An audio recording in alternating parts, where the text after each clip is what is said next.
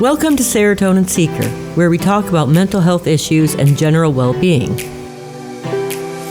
Here's your host, Owens Community College Director of Counseling Services, RJ Johnson. If you're tuning in with us, you are a Serotonin Seeker. We are here to talk about mental health and mental wellness among campus and college students. Our topic is the transition to college. How are you all transitioning to college after a pandemic? Well, a review of a bunch of different research shows that following the ultimate pandemic of COVID-19, not sure if students are transitioning well. Miller, in the study in 2020, decided that there were actually 4 pandemics: COVID-19, along with an economic collapse, white supremacy, and racial violence. None of these pandemics were mutually exclusive, and they all exacerbated each other. So if you experienced financial distress during COVID-19, it was further exacerbated with white supremacy and the racial violence that was broadcasted all over the world. Everyone knew what was happening in America. As we already also know, students and people ages 18 to 25 already engage in unhealthy communities as a means to seek validation, have their opinions seen and heard, and give their voice and opinions out to the masses. What this meant was everyone was trying to solve their own problems with an emotional focus, a problem focus, as well as an avoidant focus. None of those things together would be a good combination for optimal functioning. So if we look at some of the other challenges that were experienced by college goers during the transition to college, we're going to look at anxiety and other negative emotions and what sort of resolutions could be or should have been put into place. I'm happy to say, after a review of the research, Owens Community College is actually doing a really great job of trying to make sure that students are transitioning in the best way that they can.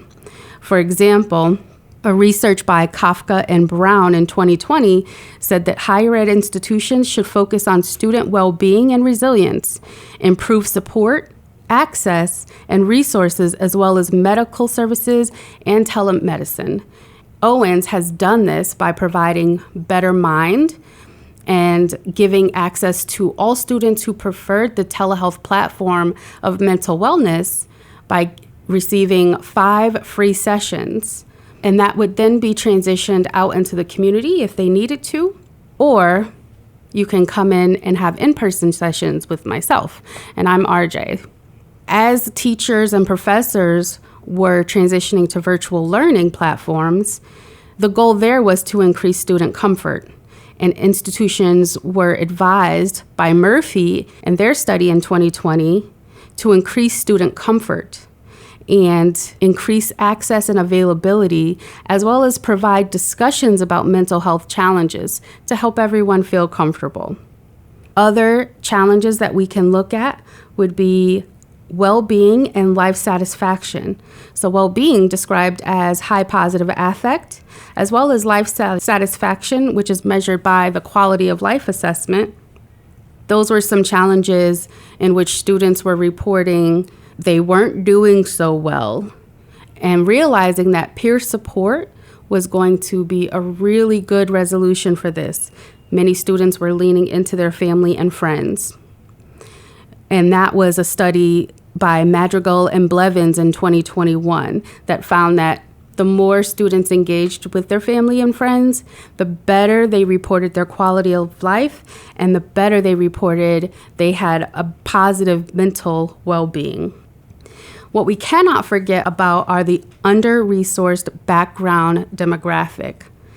And what this called for was the need for professors and teachers to implement flexible course options with clear and managed expectations, the need to open up the lines of communication and alleviate barriers.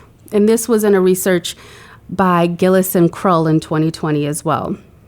Looking at distress levels, where 83.9% of college students verbalized a distress level, and 29% of the general population verbalized a distress level. And this was seen in more females than males at the time. If we look at some resolutions to that, enrollment in a wellness program meant that psychological symptoms were seen less often, and that was by a study of Copeland et al. In 2021. As we said, there were 4 pandemics, and so as we look at white supremacy and racial violence, there were many, many injustices and social concerns at that time for many, many students transitioning to their first year of college. The idea was to create an inclusive environment and a forum that showed a commitment to equity and inclusion, as well as the topic of those forums to be specific to social and racial justice.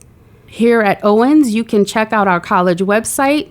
You can connect with our Black Student Union and their webpage to dive more into some specifics about that, and also to just become a part of some of the social justice organizations here on campus, as well as create one of your own.